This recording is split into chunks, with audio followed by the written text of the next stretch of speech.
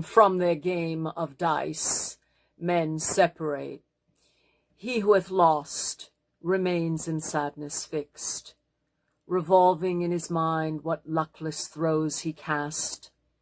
But meanwhile all the company go with the other.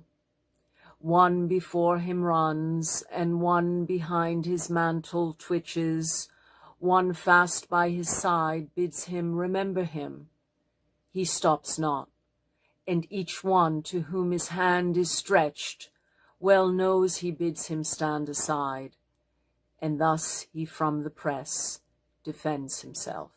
In such was I, and that close crowding throng, and turning so my face around to all and promising, I escaped from it with pains. Here of Arezzo him I saw, who fell by Gino's cruel arm, and him beside, who in his chase was swallowed by the stream. Here Frederick Novello, with his hand stretched forth, entreated, and of Pisa he, who put the good Marzucco to such proof of constancy. Count Orso I beheld, and from its frame a soul dismissed for spite and envy, as it said, but for no crime.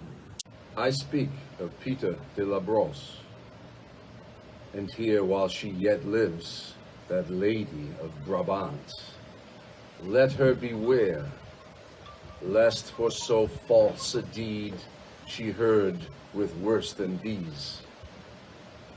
When I was freed from all those spirits who prayed for others' prayers to hasten on their state of blessedness, straight I began, O thou my luminary, it seems expressly in thy text denied that heaven's supreme decree can ever bend to supplication.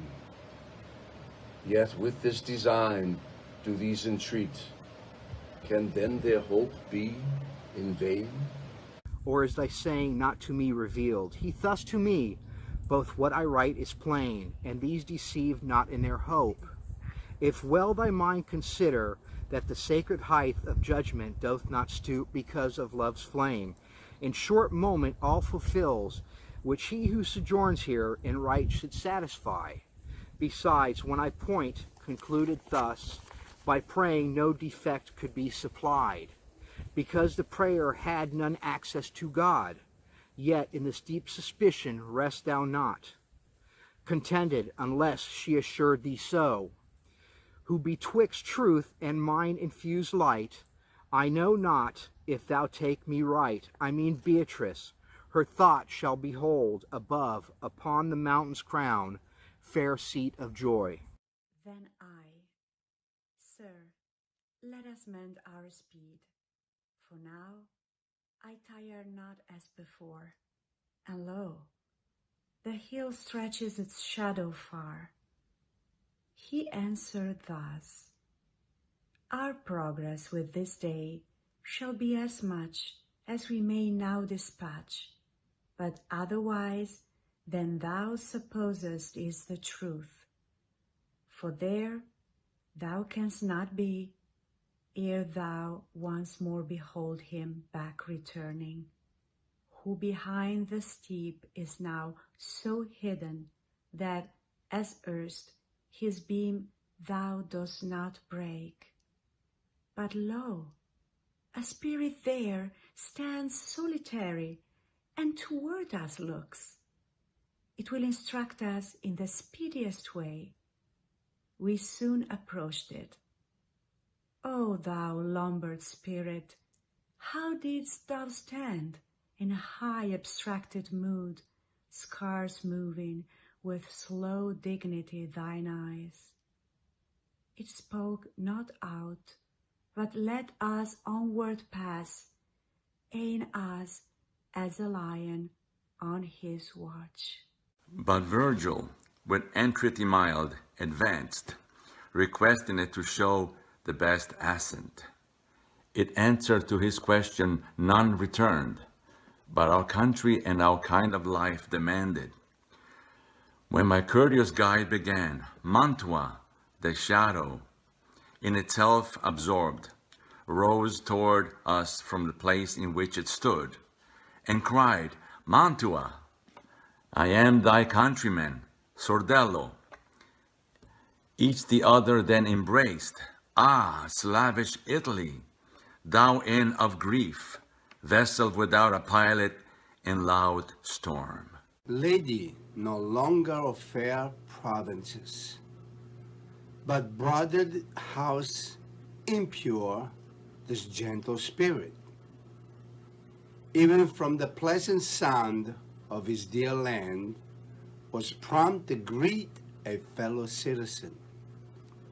Was such glad cheer, while now tie living ones in three abide, now without war, and one malicious gross, another, hey, of those whom the same wall and the same moat contains.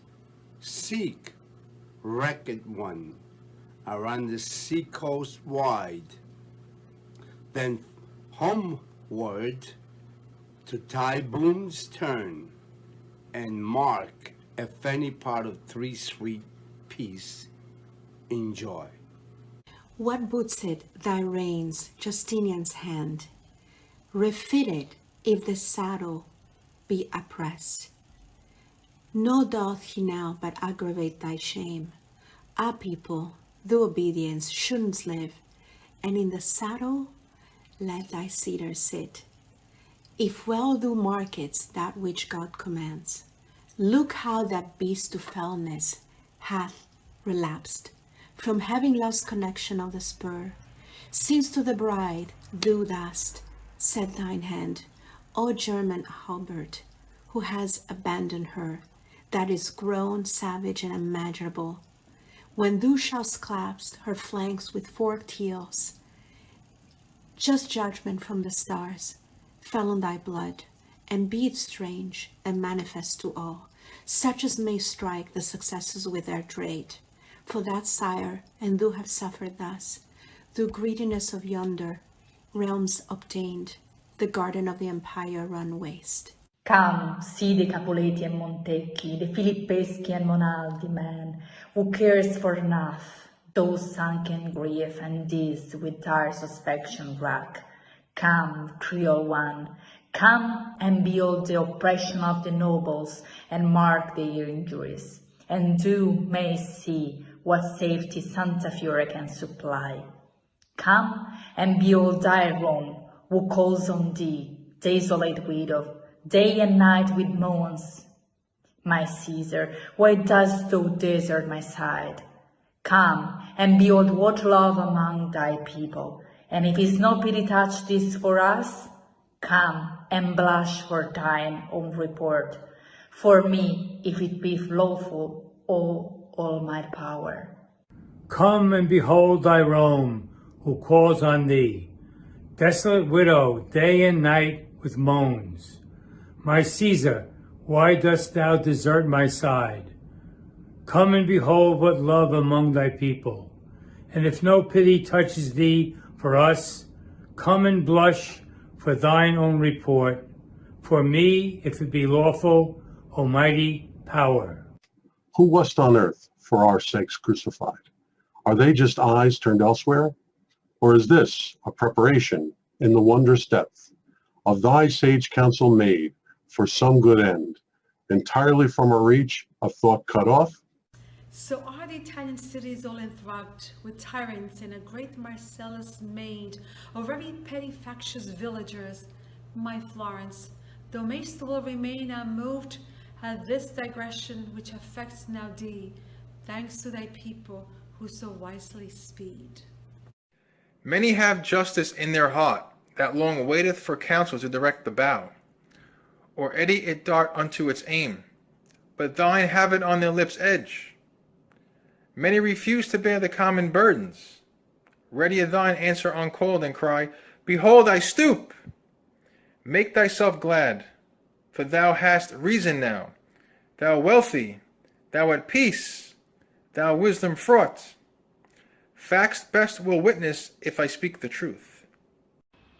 Athens and Lacedaemon, who of enacted laws for civil arts renowned, made little progress in improving life toward thee, who uses such nice suddenly that to the middle of November chase reaches the tree dough in October we vest.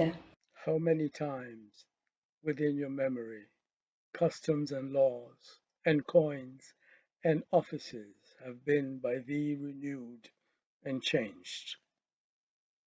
If thou rememberest well and canst see clear, thou wilt perceive thyself like a sick wretch, who finds no rest upon her down, but oft shifting her side, short respite seeks from pain.